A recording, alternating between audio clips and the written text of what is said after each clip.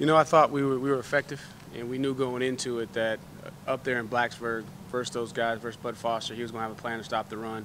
I thought Kelly made us very dynamic in the first half, finding some runs for him, extending some plays. In the second half, it looked like, Bud switched it up, played a little bit more coverage, got his safeties closer to the box, and had us outnumbered, so we weren't able to be as effective in the second half. But, the guys found a way to do what they needed to do, to win the game. So overall, I think the numbers weren't as quite as high as they've been over the last couple of games, but just pleased with the fact that we were able to do what we needed to do to win the game. I know a big part of your offense is Kelly creating on the run, but how do you draw that line between wanting him to make plays and not, mitigating the shots that he's taking? Good question. Well, for him, you can't take away what makes him special, and his legs give us an element that we haven't had in the past, even with Deshaun. But at the same time, too, he is your quarterback. You don't want him to take unnecessary shots. So he's doing a good job of not letting anybody get a clean hit on him. He understands when he needs to slide, when he needs to get down, and as a coordinator, Jeff and I just have to figure out when is the proper time to say, okay, no more design runs. Let's make sure that we protect him. But then at the same time, too, we know what he gives to our offense when you pick up that extra hat and let him run the football. So it's a balancing act, I would say. I know you really don't know anything about a guy until you actually see him under the lights, but Kelly's in-game demeanor, did it kind of take you by surprise how calm he is? He's a lot like Deshaun in that sense as far as the way he acts towards him. Right. Didn't take me by surprise. It's just we hadn't seen it, so you didn't know. And that's one thing we always say is until those guys get under the lights, you don't know how they're going to respond. He's always had a calm, collected, quiet demeanor about himself. He's loose enough to keep the other guys loose around him, but he's also focused enough. And so to see him perform in two big venues on the road with a lot of adversity, the way that he's responded just is a testament to who he is. And I think, again, it goes back to, just, how he's been brought up, where he comes from, and just the character of the young man. How much does that go to his homework that he does on his defense and stuff like that? That's one of the things that I think he benefited the most being around Deshaun is just how do you prepare as a quarterback.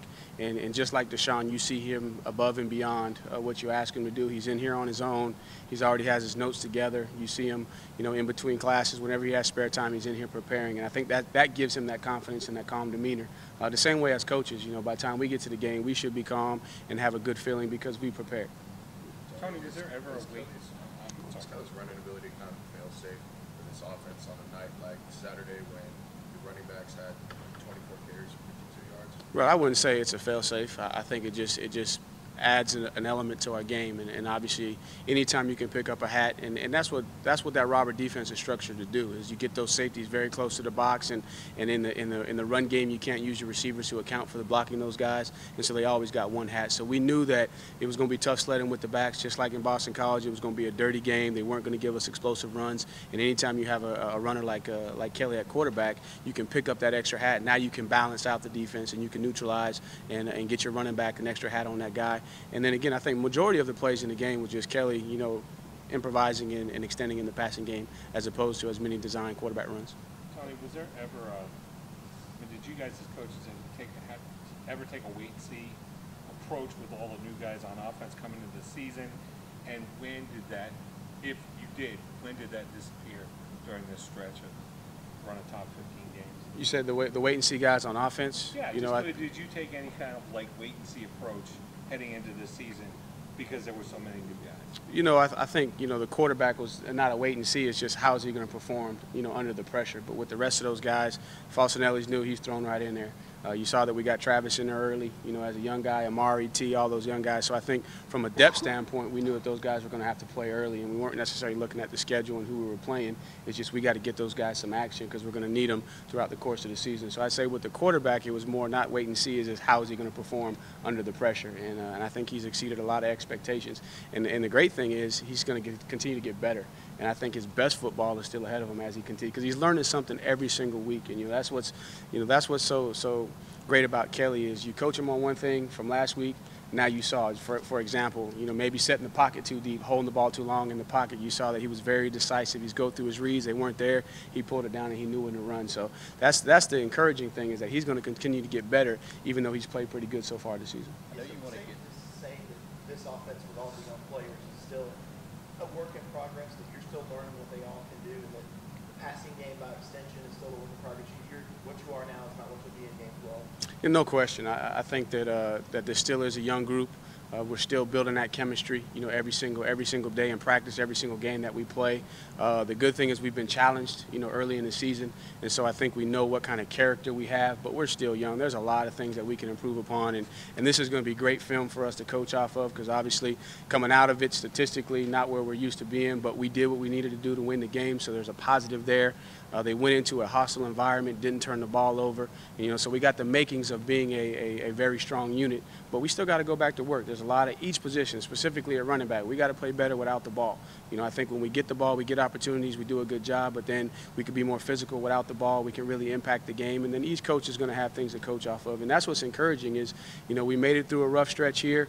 We got 2 really, really big weeks coming up before we get to the open day, so we don't have an opportunity for any kind of letdown. I think the kids understand the standard. They understand the amount of preparation and what it takes to be successful, and we just got to keep driving at home every single day in practice. Next game is the biggest game on the schedule, and then each unit collectively get better. And it's kind of like 2015 where we kind of built. I think we get compared a lot to last year in 2016, but that was an offense that had 2 years of chemistry and continuity together, where this is a unit that just is kind of stepping on the scene, and each game I think we're going to get better. I know you always want to come out and get a fast start on offense, but especially after the Louisville game kind of struggling early against Boston College, will that be even more of an emphasis coming off a big win? Anytime we can get off to a fast start, and again, hats off to the defense. I mean, they're playing lights out, and when we can get off to a fast start, we can compliment those guys, because Brent wants to be very, very aggressive in what he does, and anytime that they can be aggressive, get a stop, and we're able to go put points on the board, it just allows them to pin their ears back even more, and they're going to be tough for anybody to handle, especially when they can be an aggressive. And then for us, I think that gives us confidence too when we get off to a fast start, because again, for so long around here, our identity's been, kind of tied up in explosive plays, and what it's looking like is teams are kind of figuring that out, and they're saying, what, we're not going to give you those explosive plays right out of the gate.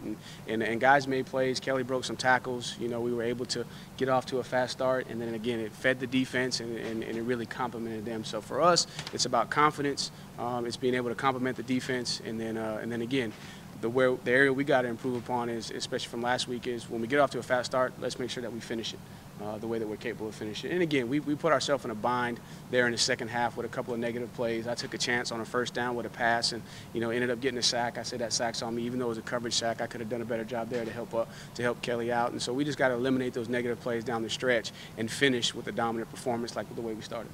A lot of things that helped you is the success you guys have had in the red zone, especially running the football in the red zone. I think you got 13 or 14 rushing touchdowns in the red zone already this year. Does that help you be able to, cause defense, because they know you can drive the ball and score it? You don't need the big explosive play. The red zone was an emphasis for us from coming off of last year, where area we needed to improve because we had too many turnovers, and so that's something that gives us confidence. And again, really, it's what is the defense going to give us? And again, the closer you get to the goal line, the harder it is to throw the ball, because they got such a short field, and you got to be perfect. And anytime you can run the ball and continue to spread the defense out, because they got to honor the pass, it kind of plays into our favor. But each defense that we face is going to have their own flavor and personality in the red zone. And again, one of the things that we talk about all the time is we're going to do whatever it takes to win the football game. We're going to take our egos out of it, and if they're going to give us the run, we're going to run it. If we need to pass it, we're going to have to pass it. And so I think our guys take great pride in the preparation from the coaching staff and putting them in position to be successful. And then we're not going to ask them to do something that's unreasonable. We're going to ask them to do what's there, and that allows them to go out and play free and play fast. Speaking of the red zone and the turnovers, CJ had the one fumble on his carry against Boston College to play the rest of the game, and that was the second of the season. But I thought you had a lot of confidence putting him in on that 4th and goal. How important was that for him to get that confidence back? That was huge for him. He's the one that started in the lead position coming out of fall camp, and obviously production warranted that Taven got an opportunity to start. But we knew that, and we know that it's going to take all 4 of those guys in that room, and they all got to prepare to a level of being a starter. And anytime you can get a young man in a position and have some success, it just boosts his confidence. And we're going to need CJ, and that's uncharacteristic of him. He's always had great ball security, and even on the phone when I talked to him versus the Boston College game, he's like, "Coach, I thought I had good ball security. I don't know what happened." I said, "Hey, forget it and drive on. We're going to move forward, and we're going to need him. And I need his leadership, with Travis and Taven, and teaching them, the standard in our room, because again, Wayne's not there. there. So CJ and Adam are the oldest guys in the room. They know what it takes. They know what it looks like. And it's their job, even though they may not be the starter, it's their job to drive that consistency in our room. And the only way they can do that is to be successful in the games and come out and practice every single day. Speaking of the red zone, you actually have a game this week against Wake Forest. I was watching them, surprised how physical they are, especially down in that territory. That defensive line looks like they're making plays. No question. It's probably the deepest defensive line that we've played all year. They got a ton of depth. They got a ton of experience. Their front seven, it looks like all those guys are returning starters at some point from last year. They got the two best safeties that we've probably played so far. Their safeties are really, really good. They're flying around. Heck, they had 17 tackles for loss versus Florida State. So it's going to be a challenge, and that's something that coming off of last week's game, we got to challenge our guys that, hey, this team that's coming in here is very, very capable. And guess what? They're 4-1, and they believe they should have won the last game that they played. They're coming in, with a chip on their shoulders, and they have the play to back it up. And that defensive line, they rotate guys. They play hard. They get off blocks. They don't stay blocked. They shoot gaps. So it's a big challenge. I'm looking forward to it. They were able to get pressure up the middle quite a bit. Yep, and if you in Florida State and App State in particular, they run a little bit different scheme than we do, in the run game, and so those guys did a really, really good job of preparing for it. They shot gaps, they got skinny, they were able to be disruptive, and I think that's what led to a lot of the TFLs that they had. And I think they lead the country in tackles for loss too, and so it's going to be a great challenge for us to be able to run the ball, and then with their structure, they're going to challenge you in the run game because they're going to have a 7th or an 8th defender with the outside linebacker or the safety fitting, near the box, and so we're going to have to come out and execute in all areas, being able to run it and also be able to pass it. How have you seen them improve under Clemson? I guess each year it seems like they're getting a little better. Well, it looks like this is kind of the class that he started with is now, his senior group and his junior group, and so they've been in this program. They play extremely hard. They play from whistle to whistle. They're physical. They understand the scheme. They're smart. They're very disciplined. You're not going to be able to catch them, where they're not supposed to be. Their safeties do a really, really good job of fitting the run. So overall, you just see that they're very disciplined. The guys are experienced. They believe in what they're doing, and they play hard. And it looks like they're getting a boost from what they're doing offensively as well, being able to score some points so that at times they can be aggressive. And so now you're just seeing all of that starting to come to fruition, what he started building when he first got there. Tony, it looked like Bud Foster probably mentioned Travis's name a whole bunch to his guys last week. How do you think Travis will now do, taking the lessons from that game and moving forward? I think now he'll understand why I'm hard on him and why I'm trying to get him to understand how we do things and how things are blocked. Because he's unbelievably quick, unbelievably fast, very, very talented. But at the same time, too, at this level, you got to be able to play within the system. And so I think that, and then, putting the ball on the ground there, even though he was ruled down, the ball did come out. And he admitted and said, I put the ball on the ground. And just understanding that there's consequences for your actions, and you got to be disciplined. And as we get into the meat of our schedule and down towards the end of the year, I mean, every error is magnified, and you got to play within the system. How disappointing was it that Christian jumped on that jumbo package in the first quarter? I know you don't get a lot of those opportunities. Right. It was a little bit disappointing because, again, that's a 3rd and 1 when you have an opportunity to convert, and then you get backed up to 3rd and 6, and Kelly makes the right read, but their guy made a better play, having his hand in there to deflect the ball. And it was credited to Christian, but we also had a couple guys flinch. And that's just one of the things that we got to continue to work through, because you go from being on a silent count in the gun to now you're up under center, and so everybody's got to get the communication. Everybody's got to hear the new snap count to be on the same page, and so it was frustrating there. But again, that doesn't mean that we're not going to come back to it. We're definitely going to come back to it.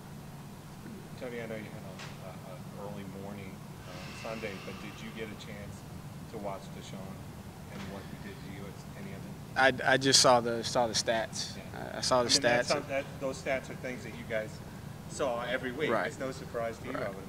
Well, and it's awesome for him to have that success, and the biggest thing is just to be consistent. If he can continue to be consistent like he was here, which I have no doubt that he will, because of how he prepares, then really happy for those guys in their organization. And shout out to Wayne Gallman, got his first touchdown too, and I kind of joke with him, but it's ironic that his first touchdown was a catch and a pass and running it in. So, and it was his birthday yesterday. So it's fun to see those guys have success. You hate that you don't get to sit down and watch them play because you're working on what you're supposed to be working on. But every now and again you'll have it on in the back of the room. You hear it. You may peek your head around and see those guys having fun. Looked like Tavian when he got loose on that little route out of the backfield, the safety and maybe the linebacker following the cloud across. Having him become a weapon in the passing game, does that open things up? And do you think we can see maybe a little bit more of that? You know, that's one of the strong points of his game.